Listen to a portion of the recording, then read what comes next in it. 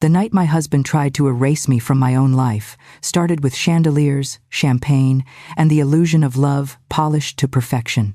Marigold Estate looked like something out of a magazine, spread crystal lighting dripping from the ceiling. A jazz band warming the air with velvet notes, waiters gliding past with silver trays. Everyone was smiling, the kind of smile people reserve for expensive events.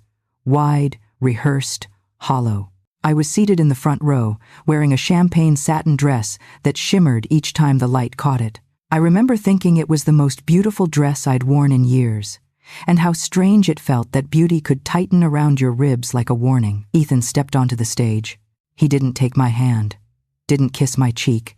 He didn't even glance at me the way husbands usually do before making a speech. He just grabbed the microphone, straightened his tie, and waited for the room to fall silent. When it did, he looked right at me. Through me. "Lauren," he said, in a voice smoother than the music behind him. "I wish I'd never married you." A collective gasp rolled through the room. A waiter dropped a fork. Someone in the back whispered, "Is this part of the program?" It wasn't. I knew it wasn't. Not when Ethan set the microphone down with surgical care. Not when he walked off stage without blinking. And not when he brushed his fingers gently, intimately against the hand of a woman standing near the exit, her face half hidden by shadows. They slipped out together. The live stream camera followed. So did 100 confused eyes. I didn't move at first. Shock can be louder than any scream. But I stood up, smoothed my dress, lifted my chin, and told the room, "Please enjoy the evening."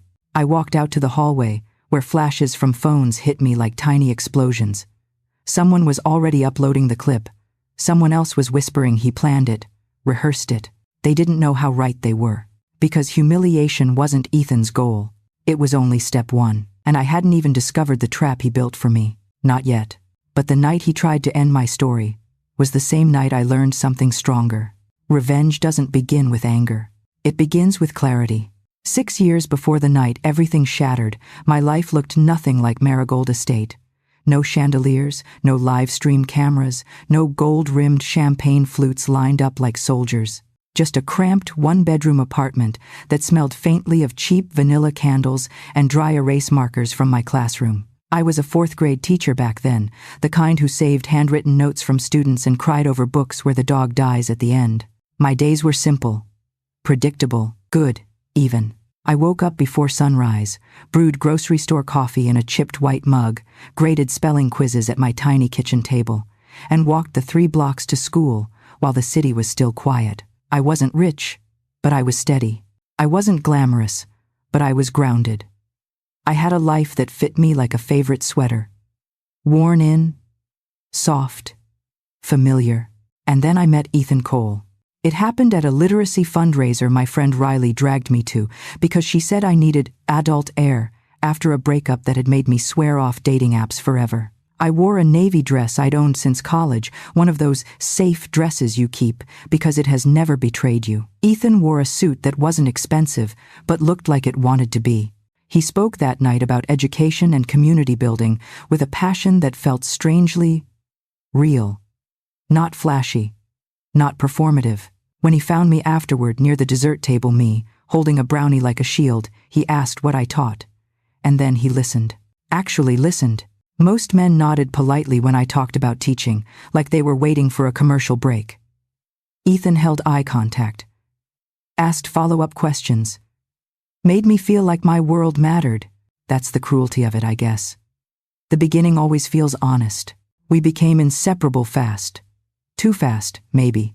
But at the time it felt like gravity. He brought takeout to my apartment late at night, telling me stories about zoning meetings and impossible clients. I told him about my students, about little victories, like when a struggling reader finally finished a chapter book. He called me his calm, his balance, the good thing in his life. For a while, that felt true. Our first home together was a small townhouse with creaky floors and a balcony barely big enough for 2 chairs. But that balcony became our ritual. Sunday mornings with coffee, newspaper pages rustling, our knees touching under the small table. We didn't have money, but we had something better: ease. The kind of ease you don't know you'll miss until it's gone. Looking back, I can see the shifts, the small cuts, The first signs. They didn't feel like red flags, more like pink ones, soft, watered down, easy to ignore, like when Ethan started staying later at the office. "Just one more meeting," he always said with a tired smile.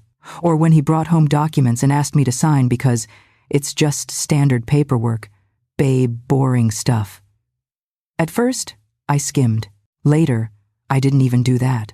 I trusted him. Isn't that what marriage is supposed to be? Then, there were the parties. At first, they were tiny things, barbecues with friends, birthday dinners. But when Ethan's business grew, the gatherings changed. Bigger, louder, more expensive, less about people and more about being seen. The first time we attended a real estate networking gala, I wore a dress Riley helped me pick out. The fabric clung too tightly, and the heels blistered my toes within an hour. But I smiled through it because Ethan looked so proud introducing me. "This is my wife, Lauren," he said, beaming. "She keeps me sane." People laughed, complimented him, complimented us. I believed them. But after that night, our life started slipping quietly into something colder. Ethan traded genuine affection for grand gestures, bouquets the size of toddlers, fancy dinners, where he spent more time talking to investors across the room than to me. He stopped asking about my students. He stopped noticing when I was tired. He stopped noticing me. The townhouse was replaced by a 4-bedroom house with gleaming white countertops and a kitchen island so big it looked like a stage. I used to sit there with a cup of coffee and stare around, feeling like I'd stepped into someone else's life. Even Riley noticed. "Lo," she murmured one night over wine. "Are you sure you know everything about his work?" I laughed it off. She let it go, but her eyes didn't.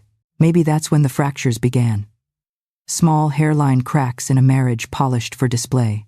But the biggest shift, the one I still replay late at night, was when Ethan stopped looking at me the way he used to.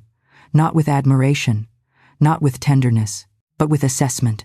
Like he was measuring me against some checklist I didn't know existed, a checklist I was starting to fail. The year Ethan's business exploded was the year I began disappearing from my own life. It didn't happen overnight. It never does. Disappearance is a slow erosion, quiet, polite, almost graceful if you're not paying attention. And back then, I wasn't paying attention. I was too busy cheering him on, too busy being proud, too busy believing we were still the same two people drinking Sunday coffee on a tiny balcony. Our new house sat in a neighborhood where everyone's lawn looked professionally airbrushed. The front door was heavy, expensive wood, the kind that made a soft thud when it closed final, echoless, like a vault ceiling shut. Inside, everything gleamed.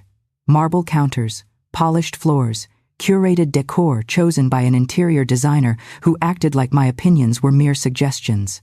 "It's a more elevated aesthetic," she told me once while adjusting a vase. I'd moved 2 inches to the left. "Your old furniture just didn't match the space." I laughed politely, but something about the way she said "your old furniture" felt like an accusation. Like I didn't belong in the life Ethan was building. Maybe I didn't. Ethan thrived in the new world, schmoozing investors, flying to New York for meetings, attending events at places where I felt like a misplaced extra in someone else's movie. He could talk for hours about land development, interest returns, equity partners. I could talk about a kid in my class who finally learned long division. Guess which topic held a room's attention? Our marriage turned into a performance, and he was the star. At parties, I smiled on cue, laughed in the right places, complimented the right people. I wore dresses that cost more than my rent used to be. My mother visited and walked through the house like it was a museum. "Lauren, honey, your father would have been so proud," she said, trailing her fingers over the marble island. "Ethan's providing such a beautiful life for you." I nodded. I wanted to believe it. I wanted her to be right, but I missed the squeaky floors of our old townhouse. I missed the diner where the waitress knew my usual order.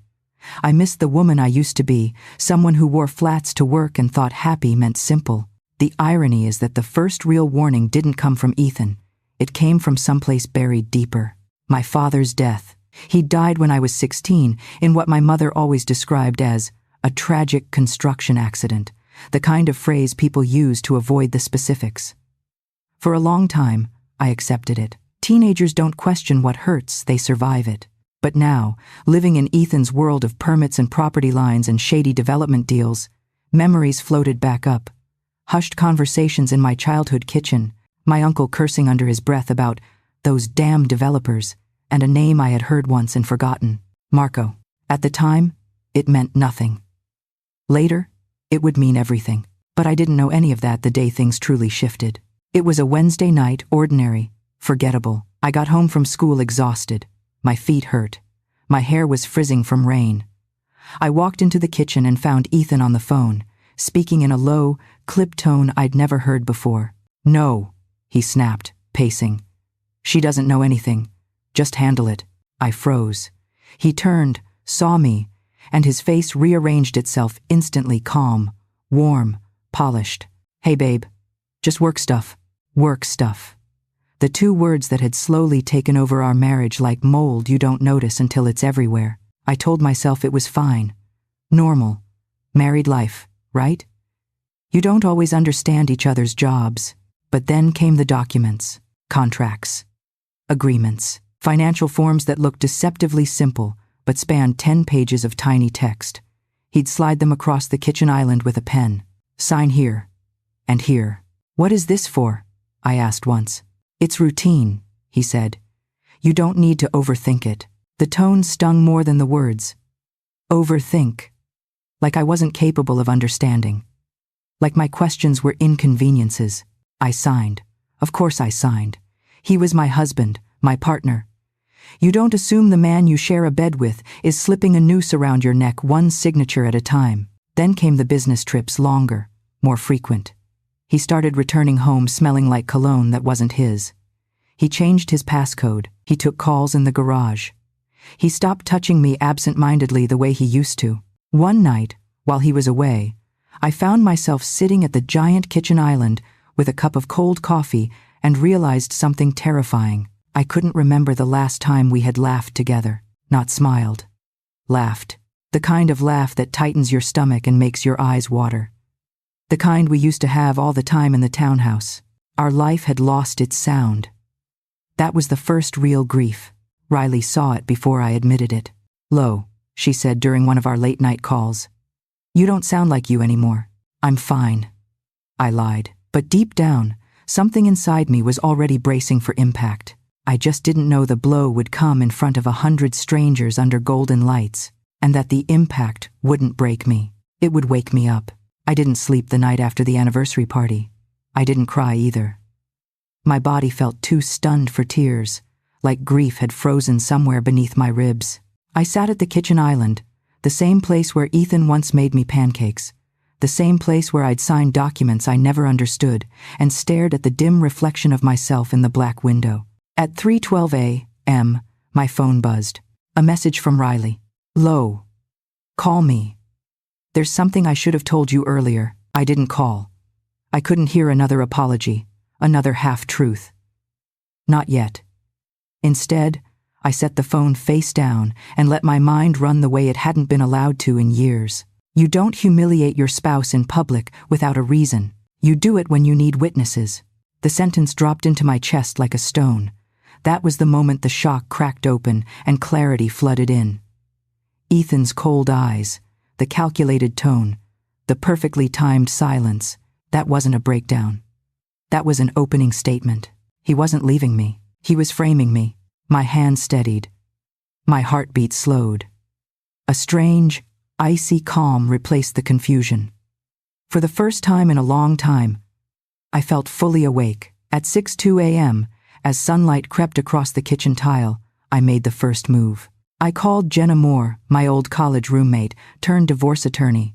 Sharp, unforgiving, the kind of woman who could smell a lie from 3 rooms away. "Jenna," I said, surprising myself with how steady my voice sounded. "I need you. Now." Then came the rules, my rules. Rule 1. No more confrontation. Silence is leverage. Rule 2. Every document gets copied in triplicate. Rule 3. Don't run. Withdraw strategically. Rule 4. Trust no one who still answers Ethan's calls. Rule 5. Never let him see me break again. By the time the sun fully rose, my plan was already taking shape.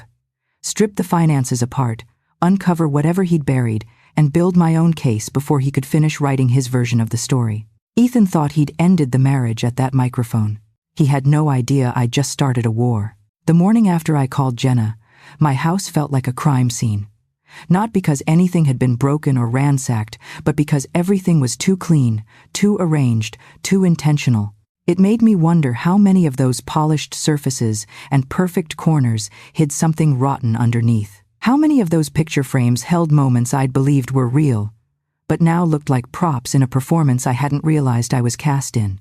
Jenna arrived at 9:14 a.m. in black slacks, a navy blazer, and the same expression she wore during mock trial competitions back in college. The one that said, "I will burn this place down if I have to." She hugged me once. Quick, firm, businesslike. Then she stepped back, scanned my face, and said, "Tell me everything."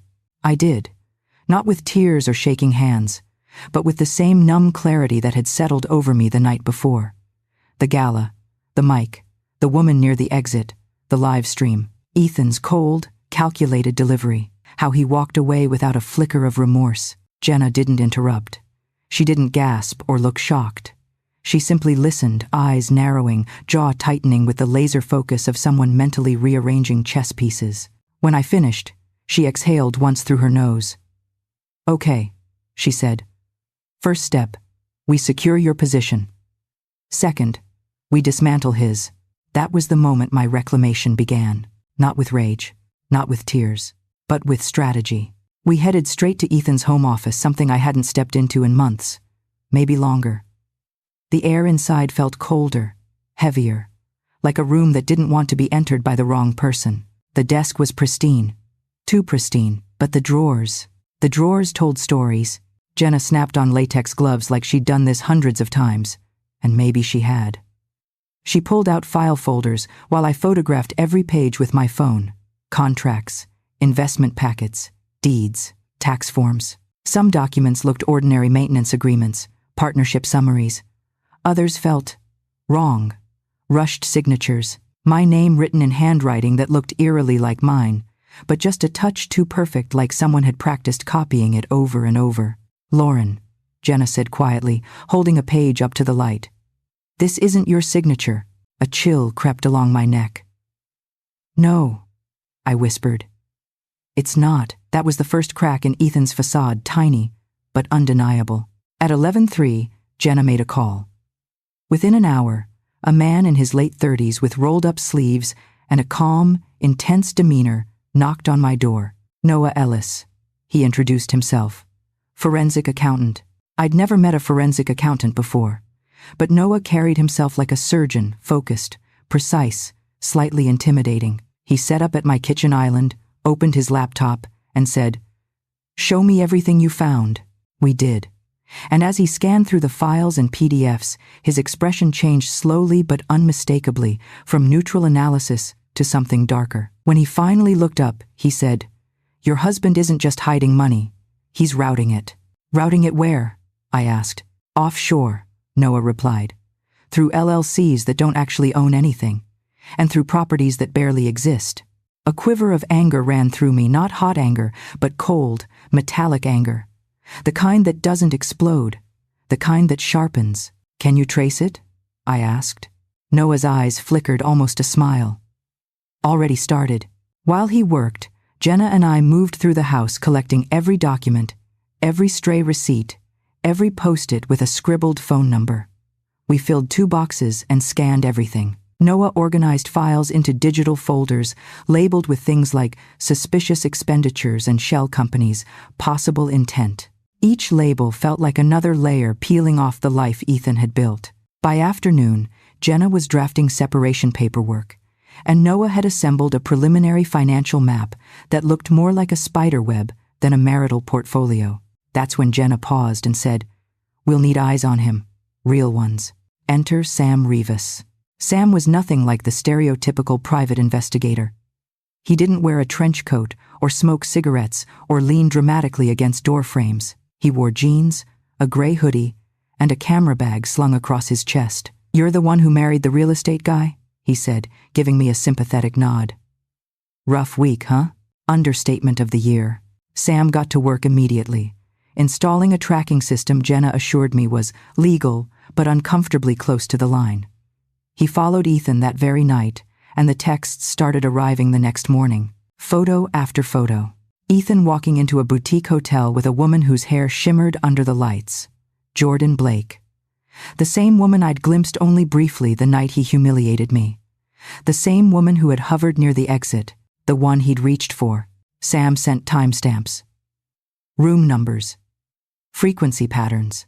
Tuesdays, Thursdays, every week. 47 documented visits. That was the first time my stomach didn't drop. It tightened, sure. Twisted, but didn't drop. Because it all suddenly made sense. The coldness, the secrecy, the mic in his hand, the way he walked off like he had someplace better to be. He didn't want to leave me. He wanted to replace me cleanly, neatly, publicly. And the business partner? I asked Sam. DeLuca? His expression shifted. Yeah, I've got him too. More photos. Ethan and Marco meeting in dim parking lots near the waterfront. Walking through industrial buildings.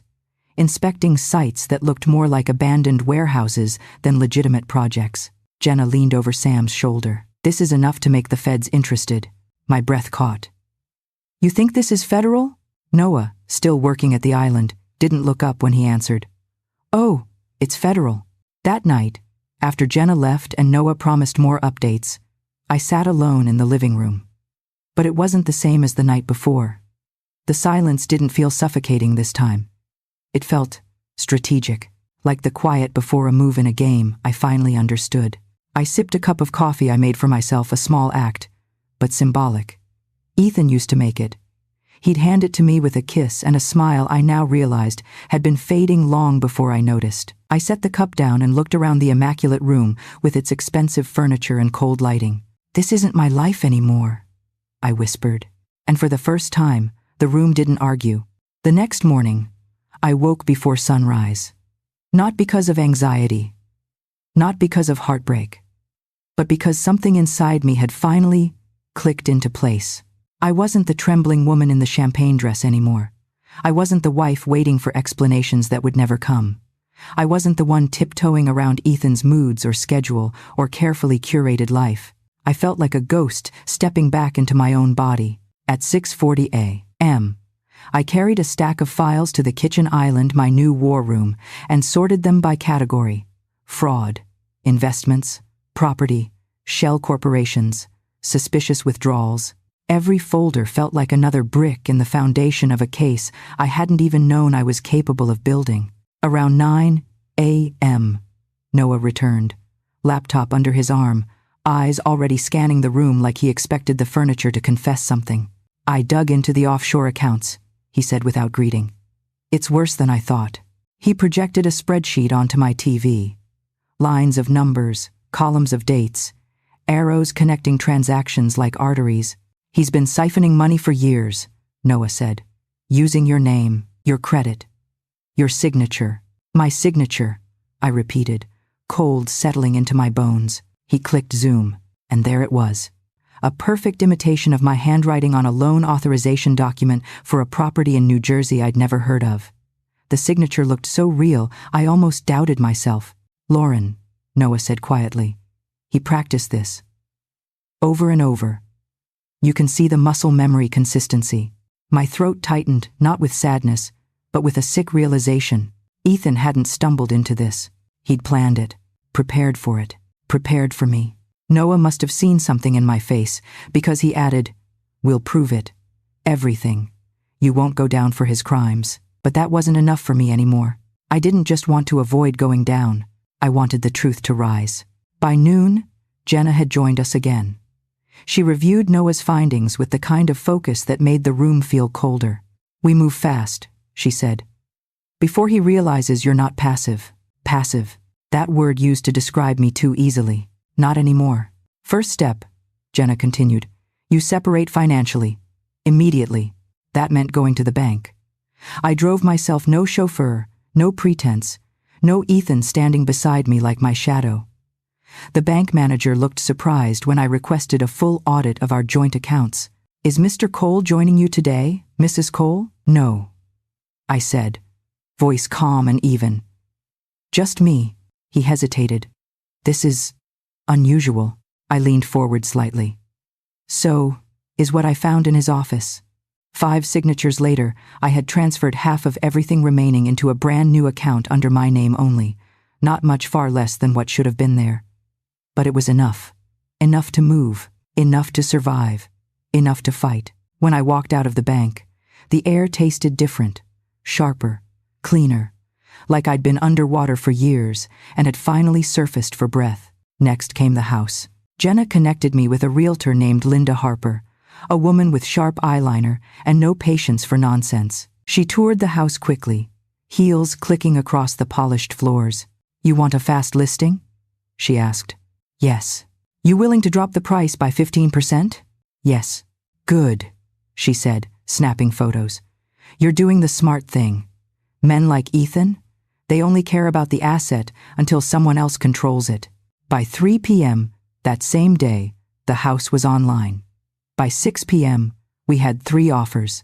Ethan didn't know yet, but he would. And when he learned, it would be the first domino. That night, I packed a single suitcase, clothes, toiletries, important documents. I left behind the designer dresses he bought, the jewelry he gifted, the handbags still wrapped in paper. They belonged to the version of me he curated. I wasn't taking any of her with me. I rented a small 1-bedroom apartment on the other side of the city, the kind of place that smelled like old curtains and neighborhood cooking. I loved it instantly. The silence wasn't heavy like the big house. It was peaceful, familiar, mine. I spent my first night sitting on the hardwood floor, eating takeout lo mein from a plastic container. And it tasted better than any catered dinner Ethan ever paid for. Around midnight, Sam texted again. "You're gonna want to see this." A video. Jordan and Ethan, in a car, whispering, heated. "This is getting messy," Jordan said. "It won't," Ethan replied. "The party sealed it. Everyone saw. When things blow up, she'll look unstable. I'll be clean." Clean. I didn't realize my hand had tightened around the phone until my knuckles turned white. Sam sent another message. "He doesn't know you've moved out. Yet." And another. "He also doesn't know the feds are sniffing around DeLuca. Something's brewing." My pulse quickened, not with fear, but with a sense of inevitability. When people build empires out of lies, they always think they're the only ones who can see the cracks. But sometimes the cracks are exactly where the light gets in. Over the next week, I built my new routine. Wake up, make my own coffee, spend the morning organizing files for Jenna and Noah. Meet Sam at random locations where he slid new surveillance photos across diner tables like he was dealing playing cards. Highlight timelines, match transactions, create folders labeled things like insurance and possible witnesses. At night, I took quiet walks around the neighborhood. I watched couples sit on porches, dogs barking at squirrels, kids riding scooters along the sidewalk.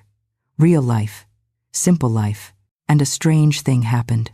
I began to feel whole, not healed, not yet, but stitched back together in small, steady ways. Ethan's silence during this time didn't frighten me. It confirmed what I suspected. He thought he still held the narrative. He thought I was hiding, breaking, crumbling the way he needed me to. He thought I'd play the part he'd assigned, the unstable wife, overwhelmed, fragile, drowning. But every day, every document, every folder on my laptop was a quiet refusal. Then something unexpected happened. 3 days after moving out, I found a manila envelope slid under my apartment door. No return address, no name. Inside, printed screenshots, emails between Ethan and Marco. Short, cold, transactional. But one line stood out. "If she asks questions, push her out. Give her a reason to leave." Clean break. My stomach dropped, not because it hurt, but because it confirmed everything. And underneath the email printouts was a single handwritten note. "You don't know me, but you need to see this." He's not done yet. No signature. But I recognized the handwriting immediately. Jordan. It wasn't an apology. It wasn't guilt. It was fear. She wasn't switching sides because she felt bad. She was switching sides because the walls were closing in. And that meant one thing. Things were about to get much darker for all of them. The first real complication didn't come from Ethan. It came from the world around him, the world that had always protected him, admired him, believed him. The world he carefully curated, and it started with the phone calls. 3 days after Jordan's anonymous envelope arrived, my phone lit up with Ethan's name. I let it ring. Then it rang again. And again. On the fourth attempt, a voicemail popped up. I didn't want to listen. But I did. "Lauren," his voice said, soft, coaxing, sickeningly familiar. "You can't just disappear like this. People are worried. I'm worried. Call me. We need to talk. People are worried." Translation: "You left the script." He called again that evening, but the tone had sharpened. "This isn't healthy. You're scaring people. Come home. Don't make this worse." There it was, the pivot. The gaslighting dressed as concern. Make this worse, as if he hadn't detonated our life on a stage in front of 100 strangers. I saved every voicemail. Evidence. The next complication arrived in the form of my mother. She called 12 times before I finally picked up. Not because I wanted to talk, but because I knew she would show up at my job if I didn't. "Lauren," she said without hello. Ethan came by. My grip tightened on the phone. "He did what?" "He was worried," she insisted. "He said you left with no explanation. He thinks you're overwhelmed." Overwhelmed. Another word chosen carefully. Another seed. "Mom," I said, keeping my voice steady. "Did he tell you what he did at the anniversary party?" A pause. A long one. "He said it was a misunderstanding. That you two had a fight. That he made a mistake." "A mistake?" My laugh came out sharp. "He humiliated me in front of 100 people. And he's cheating on me." Her inhale cracked through the speaker. "Lauren, are you sure? He didn't seem—" "Mom." I cut in, slower this time, colder. "He's not the man you think he is." She hesitated. I could hear her wrestling with the version of Ethan she wanted to believe, the polished provider, the respectable businessman, the son-in-law she bragged about. People don't easily let go of illusions that make their world prettier. "I just want you to be careful," she whispered. "I am," I said. For the first time, but her doubt lingered in the air long after the call ended. The next wave hit when Riley showed up at my apartment unannounced. Her eyes were puffy, guilt written all over her face. "Low. Please open the door."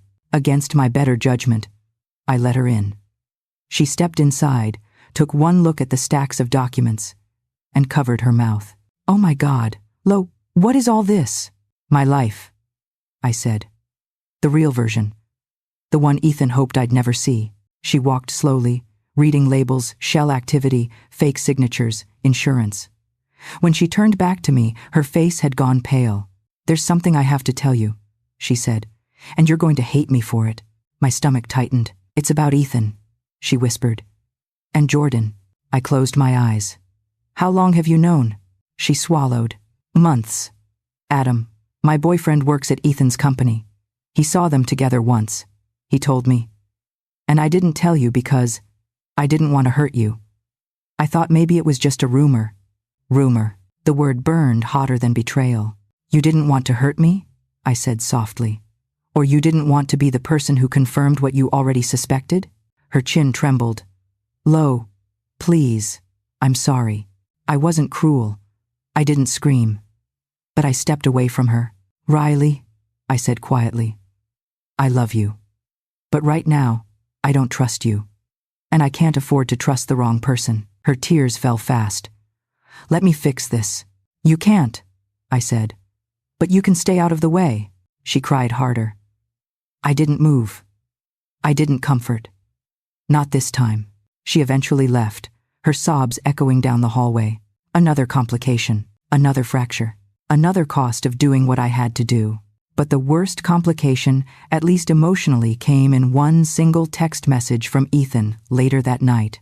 "If you keep acting like this, people will believe I had reasons." My breath froze, not because I believed him, but because I finally understood the depth of his plan. He wasn't panicking. He wasn't confused. He was planting narratives, painting me unstable, irrational, emotionally unwell. The wife who snapped. It was almost elegant, in a monstrous way. Jenna saw the text and said, "He's trying to trigger you into responding. Don't." "I'm not responding," I said. Not to him, but in my chest, something violent stirred an urge to drive to his office, throw the files in his face, scream until the walls cracked. Instead, I took a slow breath, counted to 10, opened a blank page in the binder Noah had helped me create, titled it Psychological Manipulation. I wrote down every message, every call, every word designed to provoke me. If he wanted a performance, I'd give him one, just not the one he expected. But the final complication of the week arrived in the most unexpected way. An email from a blocked address, no subject line, just one sentence. "If you want proof he planned all of this, meet me alone." Attached was an address, Warehouse District, near the waterfront, midnight. And I knew instantly who it was from, Jordan. But was it a cry for help? A confession? Or a trap? I stared at the screen for a full minute, pulse steady but heavy. This was the tipping point, the line between information and danger. And I understood something with bone-deep clarity. The story was no longer about heartbreak or betrayal. It was becoming a war of shadows. I stared at Jordan's email long after the screen dimmed. The warehouse address, the time, the instruction to come alone. Everything about it screamed danger. Everything about it also screamed truth. People like Jordan don't confess out of guilt. They confess when the ground under their feet starts breaking apart. Still, the timing was too perfect, too sharp. Jenna's voice echoed in my mind. "Never go into a situation he can flip on you." But something else echoed louder. "He's not done yet." I forwarded the email to Jenna, Noah, and Sam with one line: "I'm not going alone." Within minutes, my phone buzzed. First Jenna, "Do not go there." Then Noah, "Forward me the IP source. I'll trace it." I watched of the Millery 2R. Then Sam, "Already on my way. Don't open the door for anybody but me." The burst of messages should have scared me, but instead, they focused me, steadied me. For the first time in my marriage, I wasn't isolated. I wasn't alone in the dark, guessing at shadows. I had eyes. I had strategy. I had a team. But I also had a complication I hadn't seen coming. Ethan escalated. At 8:17 p.m., as I was reviewing the warehouse address with Sam at my apartment, my phone lit up with a text from an unknown number. "Your wife is losing it. Thought you should know." A screenshot followed. A cropped image of me, taken from the viral anniversary video, eyes wide, smile frozen, the moment just before the mic drop. But someone had edited the caption, "Unhinged wife melts down in public." Someone was trying to push a narrative, and someone was sending that narrative straight to Ethan. Sam leaned over my shoulder. "He's building his case, trying to frame you as unstable." My breath chilled. "But why send it to me? He wants me to panic?" "No," Sam said. "He wants you to react." I didn't react. I saved it to the psychological manipulation folder.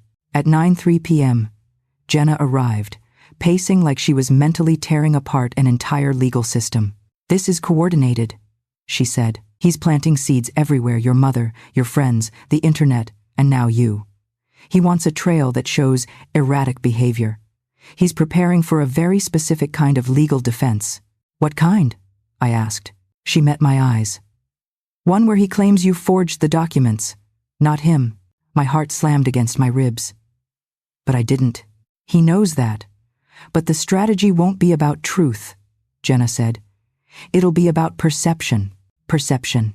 The thing Ethan mastered better than anyone." Before we could dig further, Noah called. His voice was unusually tense. "I traced the email source."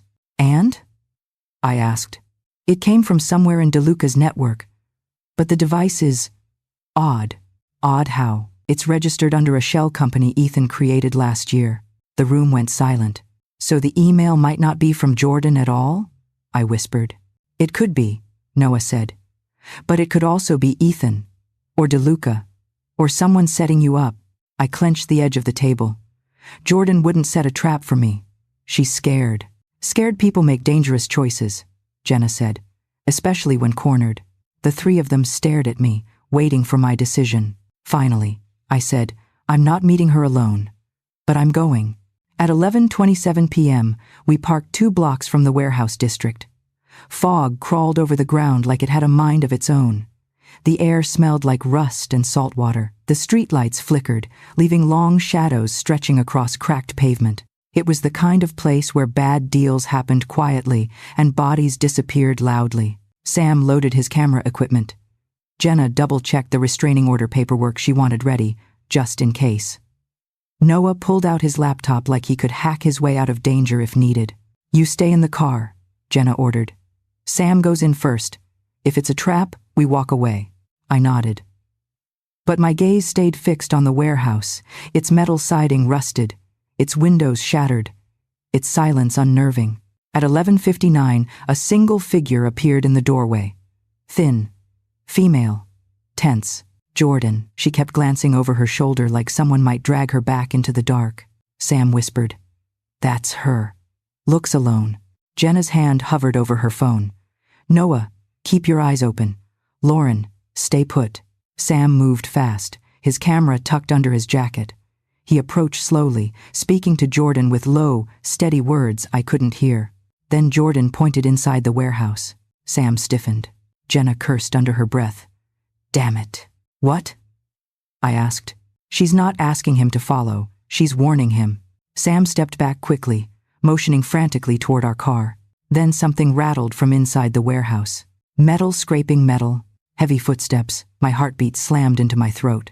2 men emerged behind Jordan, one tall, one stocky. Dark jackets, gloved hands. DeLuca's men, not Ethan's. Jordan took one look at them and bolted toward Sam. "Go!" Sam shouted. "Drive!" Jenna floored the gas before I even processed the movement. Tires screeched. Noah swore. Sam grabbed Jordan and sprinted toward us as the men lunged. The car door flew open. Jordan dove inside, Sam jumped in after her, and Jenna hit the accelerator again, just as one of the men reached for the handle. For 3 blocks, headlights chased us. For 3 blocks, my lungs forgot how to work. For 3 blocks, Jordan sobbed uncontrollably in the seat beside me. But then the headlights turned away, disappearing into an alley. Silence fell over the car. Jordan wiped her face with shaking hands. "It wasn't supposed to be like that," she whispered. I needed someone to hear me." "Why?" I asked. She looked at me with eyes so hollow it chilled me. "Because Ethan and Marco are planning to let everything fall on you," she said. "And when they do, I won't survive it either." My breath trembled. "What do you mean?" Jordan swallowed hard. "There's something worse you haven't found yet." Her hands tightened around her purse. "Something he signed in your name." "What is it?" I whispered. Jordan looked at me with absolute terror. "A life insurance policy, Lauren." Cold washed through my bloodstream. "And the payout," she choked out, "is $8 million. He put you down as the one who dies." The night everything finally snapped into place didn't look dramatic at first glance. It was foggy, cold, quiet, the kind of quiet that tricks you into thinking nothing bad could possibly happen. But underneath that stillness was a pulse, a tension, a sense that something enormous, unavoidable, and irreversible was about to break open. Melissa King from the FBI called me that afternoon. Her voice was calm in that unnerving federal agent way, measured, clinical, detached. "Lauren," she said, "we need you tonight." My fingers tightened around the phone. "What do you mean?" "We have an active operation targeting Ethan Cole, Marco DeLuca, and their shell network. We need corroborating presence from the victim to secure context for the warrant. You won't be in the building. You will not be in danger. But you need to be there to confirm real-time identification." Victim. The word hit harder than I expected. "Why tonight?" I asked. "Because DeLuca is moving assets, and your husband is meeting him." My pulse thundered in my ears. She continued, "Cole believes he's untouchable. That works in our favor. He won't hide. Not tonight." I swallowed. "What do you need me to do?" "Sit in a car, watch, and when it's time, tell us if the man being arrested is your husband." A strange laugh escaped me short. Brittle. "I think I can manage that." Melissa didn't laugh. "This won't be easy, but it will be final." Final. A word like a closing door. By 10:14 p.m., I was inside an unmarked SUV with tinted windows, parked half a block away from an abandoned warehouse near the waterfront. Melissa sat beside me, radio in hand, her face lit by the glow of monitors mounted on the dashboard. Fog rolled across the pavement, creeping like low smoke. The air smelled like rust, salt, and something faintly chemical. Farther away, waves slapped against the pilings with dull, rhythmic thuds. Every sound echoed. Sam, Jenna, and Noah were in separate locations, watching, listening, feeding information to Melissa's team. But it was me who sat in the front row seat of my husband's downfall. "Are you cold?" Melissa asked, without looking away from the screens. "A little," I said. But it wasn't the weather. It was everything. The months of unraveling. The layers of deception peeled back one by one. The fear that had sharpened into clarity. And now, the moment the world would finally see Ethan the way I'd learned to see him. Not as a husband, not as a businessman, but as a criminal. I looked out the window at the warehouse, its corrugated metal sides streaked with rust, its windows broken, its doorway a black mouth swallowing the fog. "What exactly is happening in there?" I asked. Melissa's eyes flicked toward me, then back to the monitors. "They think they're finalizing a transfer. Money, property, probably documents tying you to the insurance policy as their fallback. They don't know we've been building a case for months." My throat tightened. "If he suspected anything, he doesn't," she said. "Men like Ethan don't see women like you as a threat. That's been your biggest advantage." I let out a shaky breath. "He always underestimated me." Melissa nodded once, then let him do it one last time. At 10:39 p.m., headlights appeared at the far end of the street. A black SUV rolled to a slow stop beside the warehouse loading dock. A moment later, another dark car approached from the opposite direction. "Target's arriving," one of the agents said through Melissa's earpiece. Melissa tapped her radio. "All units, eyes up." On the monitor, grainy black and white footage showed silhouettes stepping out of the vehicles. The tall one, broad shoulders, heavy coat, that was Marco. The one with the familiar posture, the confident stride, the slight forward lean. Ethan. My stomach twisted. My lungs seized. Even from the surveillance camera's angle, I recognized the way he walked, the way he adjusted his sleeve, the way he scanned the surroundings like the world belonged to him. Melissa glanced at me. "Is that him?" I nodded. "Yes, that's Ethan." Something tightened in her jaw. "Good. That's all we need from you for identification." But the night wasn't done with me yet. The camera zoomed slightly as all three figures entered the warehouse. Inside, faint lights flickered battery lamps. Maybe. Metallic echoes drifted out through the broken windows. Muffled voices. A door slamming. The muted scrape of something heavy being dragged across concrete. Melissa clicked her radio. "Teams Alpha, Bravo, Charlie, stand by. Do not move until the signal." A voice crackled back. "Copy!" The SUV felt too small, too dark, too tense. I pressed my fingers against my knees, grounding myself as Melissa switched between camera feeds. "1 minute," she murmured. "Just 1 more minute. And they'll give us what we need." I stared at the warehouse, harder than I'd ever stared at anything in my life. This was the man I'd once loved, the man I married, the man who had whispered promises against my skin, planned futures with me, kissed me goodnight. The same man who forged my signature, framed me, humiliated me, and ensured my death for $8 million. I wasn't watching my husband tonight. I was watching the villain of my story finally walk into the spotlight. 10:47 p.m. A sudden shift flickered on screen. Inside the warehouse, one of the men pulled out a thick envelope, stacks of documents. Ethan took it, flipped through it, held one page up toward the dim light. Melissa leaned closer. "That might be it. That could be the fraudulent policy." "Can you zoom?" I whispered. "We already are." Another agent's voice came through the radio. "Signal ready." The tension in the SUV constricted the air. Melissa raised the radio to her lips. "On my mark." I inhaled. Hold. Exhale. Hold. Her finger hovered over the transmit button. Execute. The radio exploded with noise. "FBI. FBI. Hands where we can see them." The warehouse lit up with sudden white beams from tactical flashlights. The cameras shook as agents stormed in shadows, moving fast.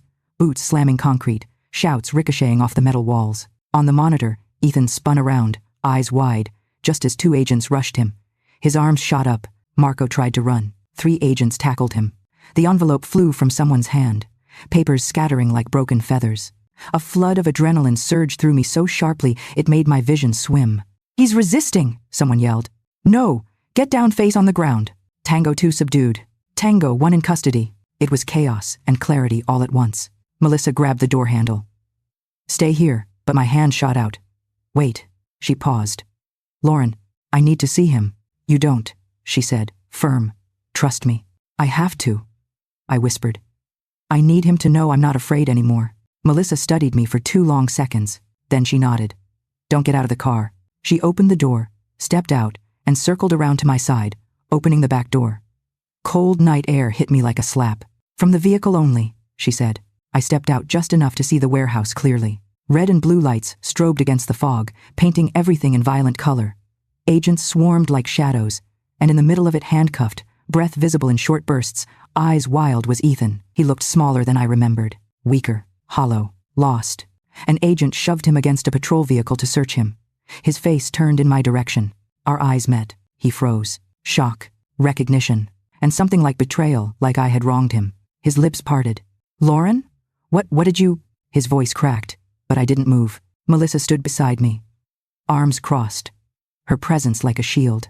Ethan lunged forward a half step, only for the agent to pull him back. "You did this?" he yelled. "You! Are you insane, Lauren?" The wind carried his voice toward me like a jagged blade, but I didn't flinch. I didn't cry. I didn't speak. I just watched. For him, watching me stand there must have been the final twist of the knife. He shook his head violently. Tell them you signed those documents." One of the agents stepped forward. "We've seen the signatures." "That's exactly the problem." Ethan's face drained of color. "Lauren," he gasped again. "Please." But I looked at Melissa instead. "I'm done being quiet," I said softly. Melissa nodded. "Then let's finish this."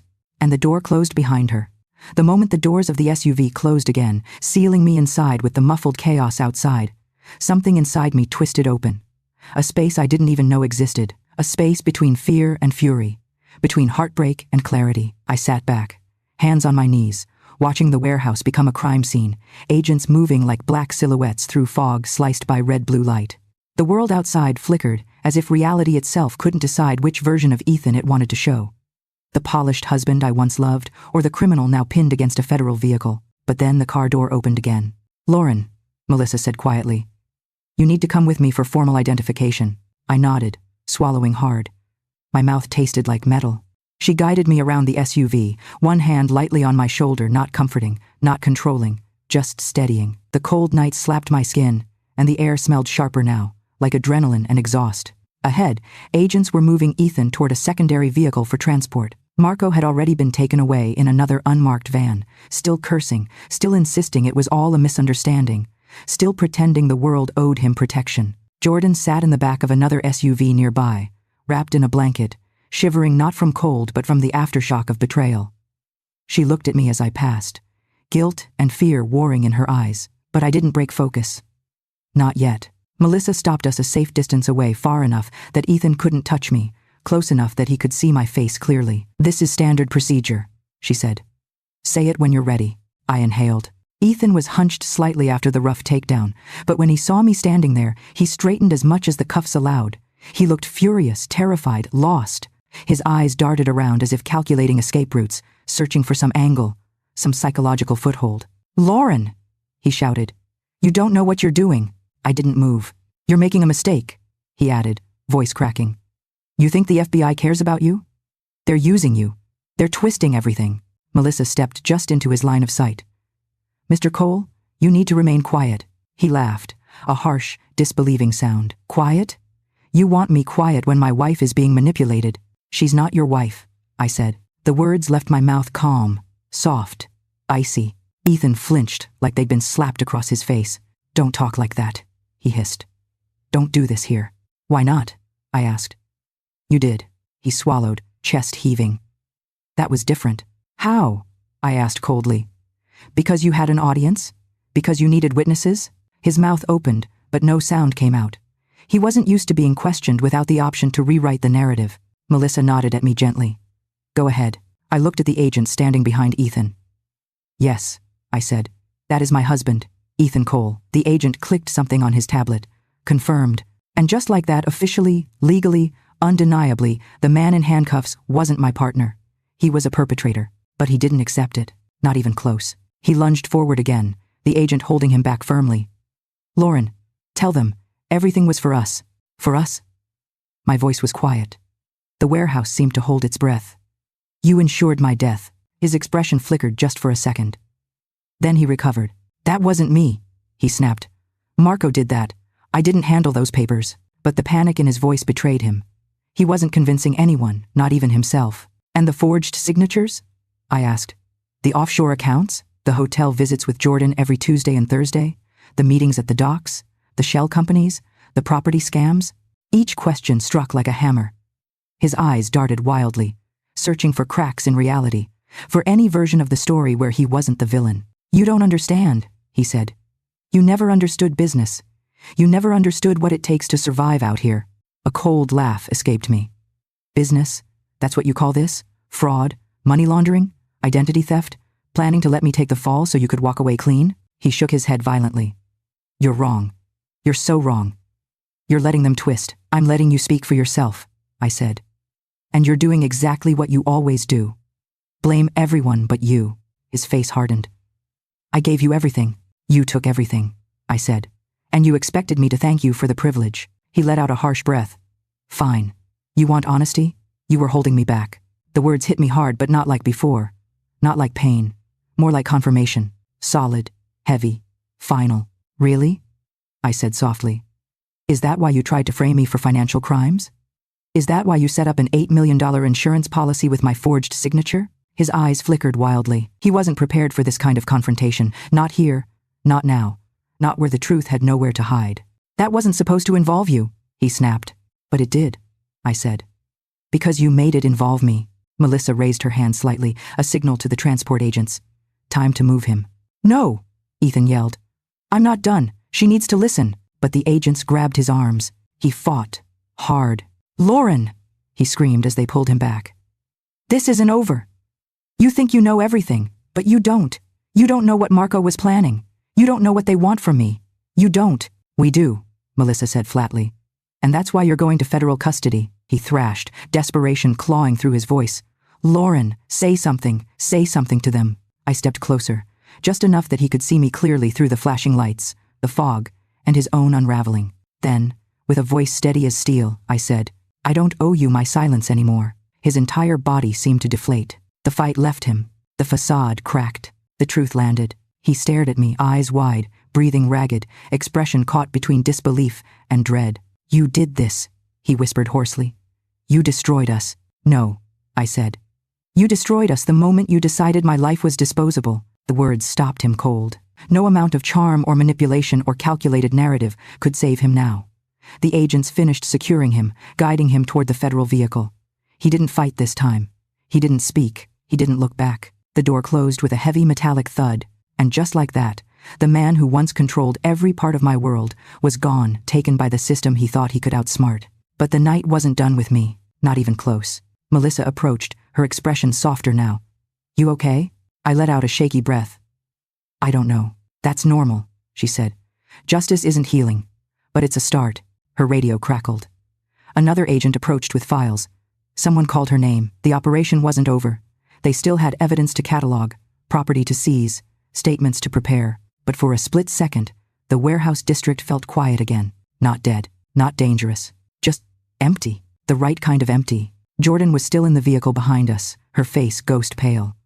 The moment she saw me walking past, she scrambled out of the SUV, blanket falling off her shoulders. Lauren, she choked out. I didn't know it would go this far.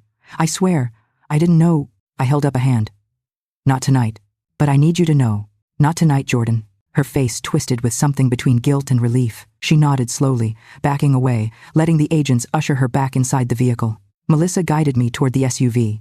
You need to sit, she said gently. I opened the door, slid inside, and exhaled a breath I felt like I'd been holding for years. Through the window, the flashing lights softened into a blur. Agents moved like shadows. The wind howled, the fog thickened, and Ethan's transport van rolled away toward his future, Toward consequences he could no longer silence or spin. I watched until the taillights disappeared into the darkness. Then I whispered, barely audible, "You don't get to write my story anymore." And for the first time in a long time, I believed it. The chaos slowly thinned, like a storm unraveling thread by thread. Agents moved with practiced precision, marking evidence, photographing tire tracks, tagging documents retrieved from inside the warehouse. The fog seemed to swell around them, swallowing shouts and radio static into a dull hum. Someone taped off the perimeter. Someone else wheeled out a portable floodlight that threw long, dramatic shadows across the cracked pavement. I sat in the passenger seat of the SUV, watching everything from behind the glass. My breath still came unevenly, but the trembling had stopped. Instead, a strange warmth flickered in my chest, small, tender, unfamiliar. Not joy, not relief, something quieter, deeper, something like reclaiming oxygen after years of stale air. Then Melissa opened the driver's door. "We need you inside the building," she said. My stomach tightened. "Inside?" She nodded. "There's something you need to see. And legally. Something only you can confirm." Ice crept down my back. "What is it?" "There's property. Documents. And indications that your identity was used in more ways than we previously believed." I knew what she meant before she finished the sentence. The insurance. The forged signatures. The life they built around me. Not with me. "Can Sam come?" I asked quietly. "He's already inside," she said. That helped. A little. I stepped out onto the pavement, my boots crunching against gravel. The night air hit me again, colder, sharper, this time tinged with something earthy, like mold, like decay. The warehouse loomed ahead, lit from the inside by harsh white beams. Its walls were streaked with rust, its roof sagging in places. A place built to rot, perfect in its own way, for the truth that had been hiding here. As Melissa led me forward, I caught a glimpse of Noah speaking with two financial crimes agents, pointing at a tablet, gesturing emphatically. Jenna stood farther away, arms crossed, listening to an evidence tech who spoke too quickly, her face a mixture of rage and vindication. Sam was near the loading bay doors, camera in hand, talking to a uniformed officer. He caught my eye and nodded once a silent "you're okay" before turning back to his work. Inside, the warehouse smelled like dust, gasoline, and old dampness. The floor was uneven. Metal shelves stood crooked. Papers littered the ground like fallen leaves. The echo of distant voices bounced around the cavernous space. "Watch your step," Melissa said. "I am," I murmured. But my eyes weren't on the floor. They were on the table in the center. A metal workbench, 2 chairs, a stack of documents, a duffel bag half-zipped, a burner phone, a black notebook, and one thing that sent a chill straight into my bones, a medical folder with my name on it. My breath caught. "What is that?" "We were hoping you could tell us," Melissa said softly. My hands shook as I reached for the folder. It was cold, heavier than it should have been. Inside were printed forms, insurance assessments, medical history questionnaires, a physical exam I had never taken. And at the top of every page, in clipped block letters, "Pierce, Lauren Primary Insured." I flipped to the last page. My signature stared back at me, perfectly forged. My throat tightened painfully. "He used my maiden name, probably to avoid suspicion," Melissa said. "Legally, it suggested you independently sought coverage." Independently. Coverage. $8 million. I swallowed. "He expected this to work. He expected you not to fight," she corrected. My vision blurred for a moment, this mix of rage, grief, and vindication so powerful I felt dizzy. I steadied myself on the table. "Did he ever see you as a person?" I whispered, not meaning to say it out loud. Melissa answered with silence, the kind of silence that tells the truth. "There was more." Sam approached with a grim expression. "Lauren, you need to see this." He handed me the black notebook. I opened it slowly. Inside were lists, dates, numbers, calculations, and at the top of a page, LP Exit Strategy. My initials, Exit Strategy. My heartbeat thudded painfully in my ears. Under it, bullet points. Insurance payout initiated immediately. Public narrative, unstable, erratic behavior. Legal fallback, forged documents attributed to LPR. Assets transferred to ML Holdings DeLuca Pros. Clean slate after she's out. I reread the last line. After she's out. The room swayed for a second. I forced my feet to stay planted. "He planned everything," I whispered. Sam cursed under his breath. Melissa's jaw tightened. Jenna approached from behind me, her voice low and trembling with controlled fury. "This is premeditation. This is beyond fraud. This is attempted life eradication." Her words sliced through me. Sharp. True. I closed the notebook, gripping it so tightly my knuckles ached. Before I could speak, A sudden shout echoed from near the entrance. "Agent King! You need to see this." Melissa strode forward. I followed, notebook in hand. Near the loading bay doors, 2 agents had opened the duffel bag. Inside were stacks of documents, envelopes stuffed with cash, and my heart dropped a burner phone still buzzing with incoming notifications. One agent held up a small object in a gloved hand. A key fob. Recognition hit me like a punch. "My car," I whispered. "That's my car's spare key." Melissa turned sharply. "Your car? The one he reported as his asset during the last financial disclosure?" "Yes," I said. "He kept the spare. I thought it was just convenience." One of the agents exchanged a look with Melissa. "Ma'am, this suggests he was tracking your movements." I blinked. "Tracking me?" "We found a GPS unit with the same device ID," he continued. "It was active as of this evening." My stomach churned. Everything inside me felt wrong. "Violated," Jenna muttered. "The image is clearer every minute." The warehouse suddenly felt smaller, the air heavier. Every shadow felt like another truth waiting to ambush me. "Is there more?" I whispered. "Unfortunately," Melissa said. "Yes." She led me toward a workbench near the back wall. On it lay a laptop, cracked at the corner. An agent was restoring the active screen. "Recovered files," he said. "Last modified timestamps. This afternoon." A folder blinked open. LC. Contingency. LC. Lauren Cole. I stiffened. Inside were subfolders. Statements. Draft. Breakdown. Notes. Public. Appearance. Timing. Live stream. Clips. Rehearsal. Audio lead. I froze. "Live stream? Rehearsal?" Melissa nodded solemnly. "He practiced his anniversary speech." My heart went silent. "He rehearsed humiliating me?" I whispered. Jenna put a hand on my back. "It was never spontaneous. It was strategic," Sam whispered. "He wanted everyone in that room to witness your instability." I stared at the screen. The room blurred again. I couldn't breathe for a moment. Then the agent clicked, "Audio 1, MP3. Ethan's voice filled the warehouse. Cold, even, rehearsed. "I wish I'd never married you." Each syllable sounded mechanical. Practiced. Repeated. Then a second take. More emphasis on never. More woundedness in married. More disgust on you. My knees nearly buckled. "This is," I whispered. "Calculated." Melissa turned off the audio. The silence afterward felt suffocating. "Lauren," she said carefully, "this is sufficient evidence for multiple felony charges: fraud, coercion, identity manipulation, premeditated psychological entrapment, and attempted harm. You helped build this case. You should see the final step." I nodded slowly. "What step?" "Facing him," she said. "On record." Ice shot through my spine. "You mean confront him at the holding site?" "No," she said. "A formal statement room, with windows, with officers present, with complete safety. But yes, face to face." My throat tightened. "Why? Haven't we done enough?" "Because his lawyers will argue psychological instability," she said. "They'll claim you're fragile, reactionary, unreliable. The strongest thing you can do is look him in the eye and speak the truth calmly, calmly. The way he tried to weaponize against me, calmly. The thing he never expected me to have." Sam touched my shoulder. "You don't have to do it tonight." But something inside me, something fierce, something ancient rose. "No," I said. "Tonight is exactly right. By 2-3 a.m. I was in a federal interrogation facility 2 miles from the warehouse. The room they placed me in was clean, bright, barren gray walls, metal table, fluorescent lights buzzing faintly overhead. A one-way mirror stretched across one wall. I could see my reflection, pale skin, tired eyes, hair slightly tangled from the cold night air. But I also saw something new. Strength. Not loud strength, not dramatic, not vengeful. Quiet strength, sharp strength. The kind forged in betrayal and refined in truth. The door opened. 2 agents escorted Ethan inside. His hands were still cuffed. His face was pale now, stripped of confidence, stripped of charm, stripped of every narrative he once controlled. When he saw me sitting there, he froze. "Lauren," he breathed. One agent sat him down. Another stood behind him. Melissa entered last, closing the door. "You may speak," she said.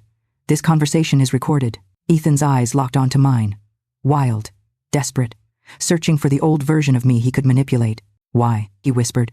"Why would you do this?" I didn't blink. "Because you did." He swallowed hard, throat bobbing. "I had no choice. You had every choice." "You don't understand," he rasped. "I was protecting us." I let out a breath that was almost a laugh. "You forged my name.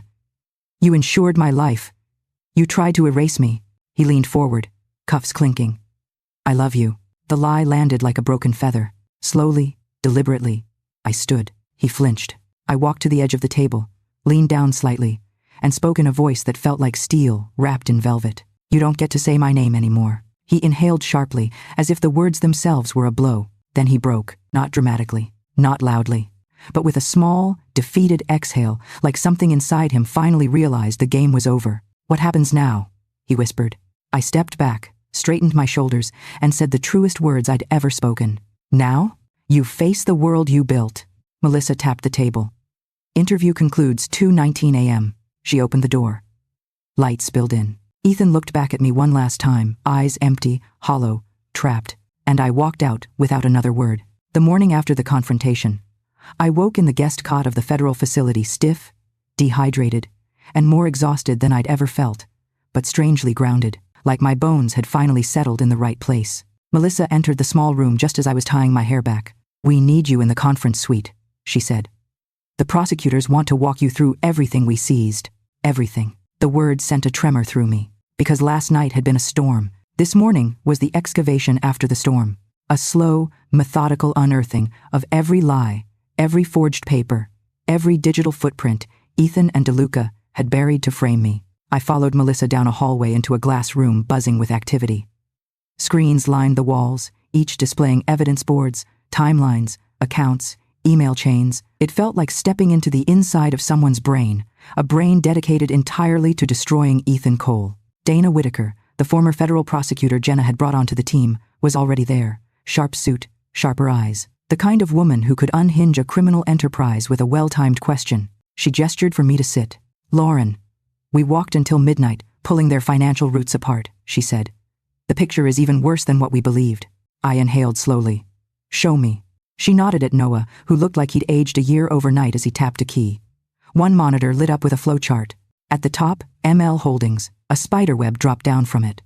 Bridgeview West Investments, Portline Commercial, Sunridge Property Group, LC Real Estate Trust, Norton Bay Financial, and a half-dozen offshore LLCs I couldn't even pronounce. Dana pointed to a square in the middle. This is you. I froze. Pierce Development Fund Managing Partner. Lauren Pierce. I've never heard of that, I whispered. We know, Dana said. It's an identity construct, a legal persona they built around you to facilitate transfers. The edges of my vision tingled. So I'm a fictional business owner? On paper? Yes, Noah said. In at least 12 states and 3 countries. He zoomed in on a set of documents. They forged your signature on every incorporation form, every loan application, every asset transfer. Your SSN was used to secure multiple lines of credit, and the original source for all of it was your joint taxes from the first 2 years of marriage. The room tilted. My tax returns? Noah nodded. He used the initial filings to verify your identity to banks. Once that pipeline was open, it was almost impossible to trace without forensic review. Melissa folded her arms. This is why he needed you to look unstable. If anything exploded later, you'd appear to be the mastermind, and he'd appear to be the unsuspecting spouse who tried to help. I felt heat rise in the back of my throat, not tears. Rage. A deep, ancient, feminine rage. What about the insurance? I asked. Is there more? Dana's jaw tightened. A lot more. She clicked to another folder. A scanned document appeared. Sun Life Premier Policy Coverage Amount. $8 million. Primary insured. Lauren Pierce. Beneficiary. Ethan Cole. I had to grip the armrest. That's the one Jordan told me about. Dana nodded. There were 2 more. My blood went cold. I'm sorry, she said, her voice softening. This was not a one-time idea. It was a pattern, a contingency plan. A contingency plan to remove me, erase me, profit from me. Melissa stepped closer, her tone clinical now. It aligns with the notebook entries. This wasn't merely fraud. This was asset-oriented harm, I whispered. He was willing to destroy my life in every sense, financially, legally, and physically. No one contradicted me. Dana cleared her throat. And there's something else. Maybe the most important part. She opened another evidence file, labeled simply, JBE Files. I frowned. JB, Jordan Blake Enterprises, Jenna said from the doorway. I hadn't noticed she'd walked in. Her private drive, Melissa added. She turned everything over last night. Shock rippled through me. Everything? Yes, Dana said. Emails, audio recordings, transaction memos, calendars, even video files. Why? I asked numbly. Jenna answered, because she realized DeLuca would tie up loose ends. And you weren't a loose end, she was. Dana tapped the screen again. A folder expanded. Asher? Jordan. Calls. DeLuca? Meetings. Fake appraisals. Payout distribution. Manipulation strategy. LC liability plan. Anniversary rehearsal. My heart stalled on that last line. Rehearsal? I whispered. Dana clicked it. The screen filled with phone video footage. Ethan stood in his office, practicing, adjusting his collar, speaking into a mirror. I wish I'd never married you. He paused, tilted his head. More pity, he muttered to himself. Make myself look hurt. Then he tried again. Lauren, I wish I'd never married you. I felt something crack inside me, not heartbreak, not horror, something cleaner, sharper, clarity. Jenna leaned in. This recording alone demolishes his entire claim of emotional spontaneity, Dana added. And the timing logs show he recorded these clips in the weeks leading up to your anniversary. He designed that moment. My pulse hammered in my ears. He designed the whole night. I said softly. Melissa shook her head. Not the ending. You did that. I let out a breath I didn't realize I'd been holding. Is there enough? I asked. To convict all of them? Dana didn't hesitate. Lauren, we don't just have enough. We have more than I've ever seen in a single case. This is airtight. Noah added. Ethan's entire empire is collapsing. DeLuca's network is unraveling. Jordan's cooperation seals the timeline. And you, I looked up. You're the keystone witness, he finished. Without you, this case doesn't exist. With you, it can't fail. I closed my eyes briefly, not in fear, but in acceptance. For years, I thought Ethan was the one shaping our life. But the truth was finally here, and it was mine. By the time we regrouped in the conference room, the table was covered with evidence papers spread like fallen leaves, USB drives scattered like loose bullets, financial diagrams layered over each other like a map of someone's moral decay. Ethan's moral decay. Dana pressed her fingertips into the table, leaning in. There's one more thing you need to hear. The tone in her voice made my skin tighten. I braced myself. She nodded at Melissa, who opened a file folder and slid a small black device toward me. A recorder. I want to warn you, Melissa said. This isn't easy to hear, but it is important. I swallowed. Play it. A soft click. A moment of static. Then Ethan's voice filled the room. Smooth, confident. The same tone he used to charm donors, investors, me. He laughed a sound that made every hair on my arm rise. Once Lauren goes down for this, we're free. Clean. No loose ends. My heart slammed once, hard. Another voice, Jordan's, responded, nervous and shaky. Are you sure? This feels big, Ethan. Bigger than anything we've done. It's fine, Ethan said, annoyed. She won't fight back. She never has.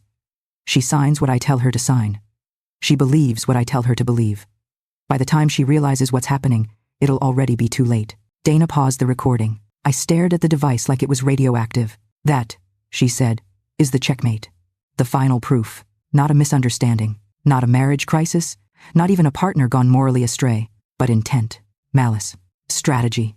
He wasn't just willing to sacrifice me. He had planned the moment, rehearsed it, delivered it, and bragged about it. No one in the room spoke for several seconds. Even Noah, who lived in the world of financial crime, looked shaken. That's admissible?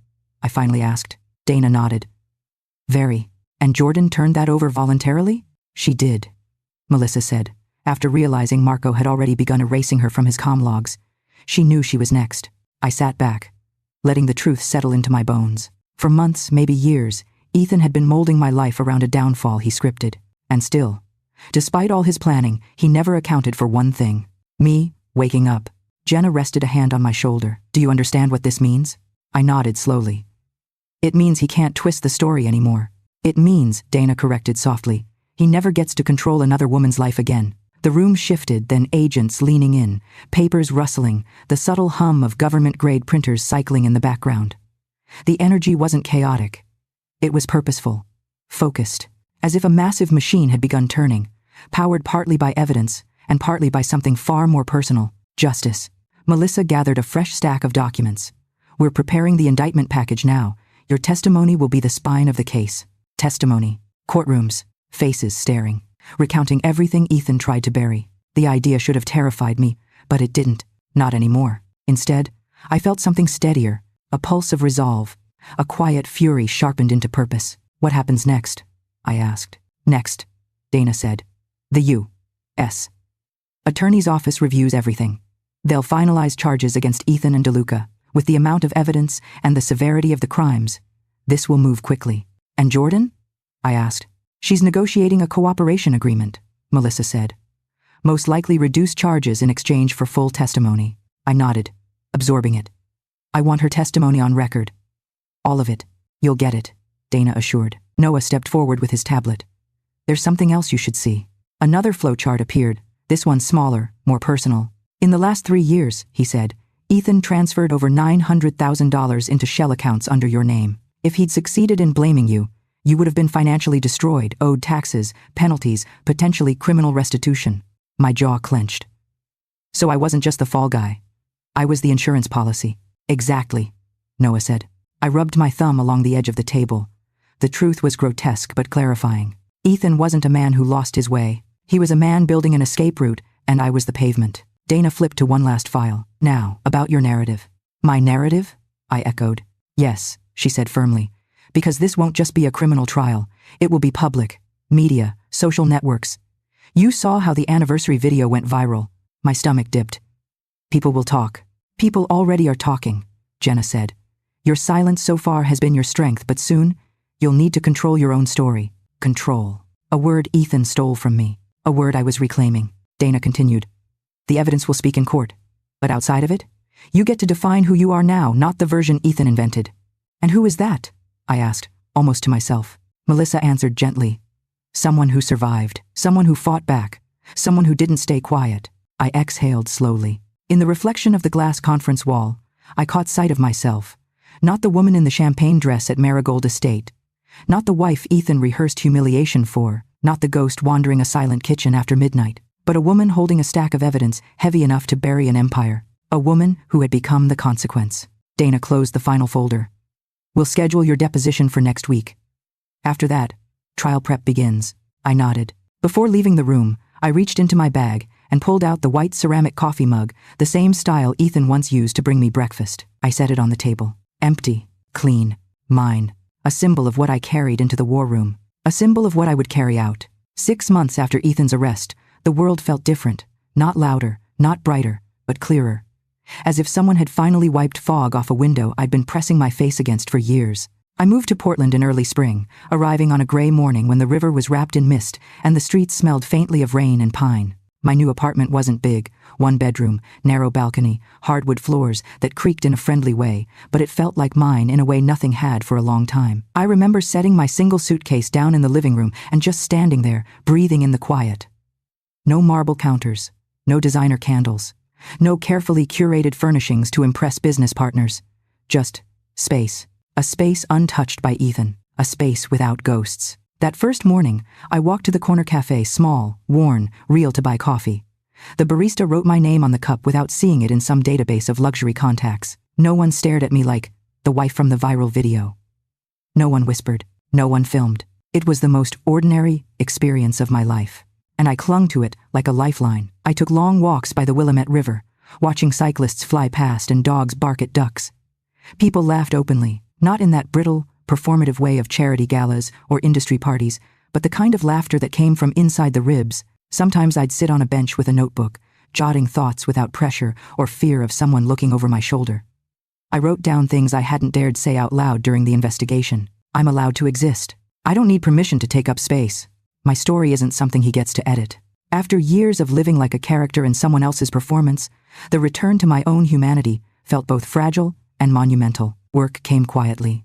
Not glamorous, not dramatic, just steady. I accepted a position as a grant writer for a nonprofit supporting women affected by financial abuse, coercion, and economic control, women who had lived in shadows similar to mine, women who had been told their own signatures didn't belong to them. The first time I sat across from a survivor, a woman named Kelly, with tired eyes and a voice barely above a whisper, I felt something inside my chest shift. She told me about her ex-husband draining her accounts, her credit ruined, her identity used as leverage. I'm trying to start over, she said. But I don't know who I am without him. I reached across the table, steadying my voice. You get to choose, I said. And nobody gets to rewrite your choices again. Her eyes filled. Mine almost did, too. I volunteered at the community center on weekends, helping kids with reading programs, teaching simple breathing exercises to anxious teens, planting little pots of herbs on the back patio. Children have a way of telling the truth without meaning to. They reminded me that life doesn't have to be calculated or weaponized. It can be noisy, unpredictable, and sweet. Slowly, the rituals came back. Morning coffee on the balcony, evening walks past the art murals, cooking simple dinners with soft music playing, letting the apartment smell like garlic and basil instead of cold eucalyptus candles. Some nights, I practiced piano again on a secondhand keyboard I bought off Marketplace, hesitant at first, then braver. The notes were shaky, imperfect, but honest. And in that quiet little apartment, honesty felt like luxury. There were days I woke with a jolt, expecting chaos, expecting accusation, expecting the familiar tightening in my stomach that came every time Ethan entered a room. Trauma doesn't dissolve with a conviction. It lingers, tapping your shoulder at the most inconvenient hours. But each time I felt the past claw at me, I'd ground myself, touch the balcony railing, sip warm coffee, feel my breath, say my name out loud.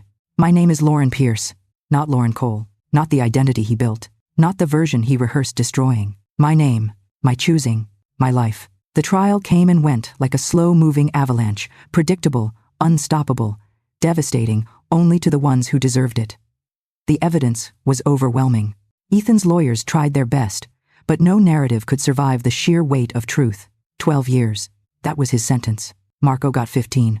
Jordan, with full cooperation, received 5 and mandatory probation after release. When the judge read the verdict, something in me settled. Not joy, not victory. Just closure, a gate closing softly, firmly, permanently. But the world didn't suddenly bloom with fireworks. Healing isn't theatrical. It's quiet. It's daily. It's choosing peace in moments where your body remembers war. And daily, I chose peace. Again and again. Summer arrived slowly in Portland, unfolding like a soft apology after years of winters I didn't know I'd been living through. By July, the river shimmered at dusk, casting peach-colored reflections against the apartment windows. Kids splashed at Selwood Park. Couples picnicked along the East Bank Trail. Life moved forward in small, stubborn ways. So did I. One evening, after finishing a long grant proposal, I stepped onto the balcony with my white ceramic mug, the same brand Ethan once filled for me every morning. Except now the cup wasn't a symbol of a routine he controlled. Now it was a symbol of a ritual I rebuilt. Steam curled from the surface, rising into the warm air. Below me, the city buzzed with weekend sounds, distant music, laughter drifting from patios, the occasional rumble of a streetcar. Ordinary noise, the kind that doesn't demand anything from you. I leaned against the railing, letting the warmth of the cup seep into my hands, letting the breeze brush against my face, letting myself be still. Somewhere down the block, someone strummed a guitar. The chords were uneven but sincere.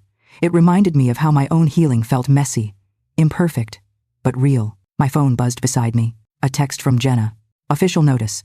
Restitution approved. You're free of liability. Completely. I stared at the message for a long time. There it was. The last thread cut. For so long, my life had been tied to Ethan's choices financially, legally, emotionally, psychologically. Even after his conviction, paperwork and processes lingered like echoes, but now, the echo finally faded. I set the phone down and exhaled into the warm summer air. Free. Not the dramatic kind of freedom with fireworks or champagne. The quiet kind like unclenching a fist you didn't realize had been tight for years. Later that night, I walked to the river. The path glowed under street lamps, casting long ribbons of light across the pavement. People passed me in pairs or small groups, talking about groceries, shows they were watching, upcoming vacations. None of them recognized me. None of them knew my story unless they had seen the trial coverage. And even then they didn't stare. I liked it that way. I sat on a bench overlooking the water. The city lights rippled along the surface, stretching into moving gold streaks. A soft breeze rolled off the river, carrying the scent of pine trees mixed with distant restaurant kitchens. I closed my eyes. For the first time in years, the silence didn't feel dangerous. It felt earned. My mind drifted not to the betrayal, not to the warehouse, not to the trial, but to the strange moments of rebirth in between.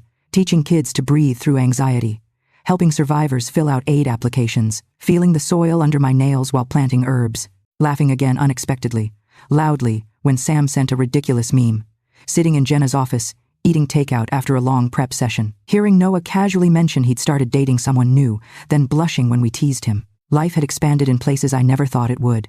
And yet, part of me wondered quietly, honestly whether everything I went through had rewritten me too much to return to any old version of myself. Maybe it had. Maybe that was the point. When I opened my eyes again, the river was still there. Steady. Moving. Carrying the reflections of buildings that would look different tomorrow, and the next day, and the next. I whispered into the night, as if testing the words. They didn't break me. The wind carried the words across the water. I said them again, stronger this time. They didn't break me, end quote. And then, the truth that had been waiting inside me, the one that lived beneath the scars, beneath the caution, beneath the quiet rage, they built me. Not Ethan, not Marco, not Jordan, not the system, but everything I survived, every truth I uncovered, every boundary I rebuilt, every piece of myself I refused to let them erase.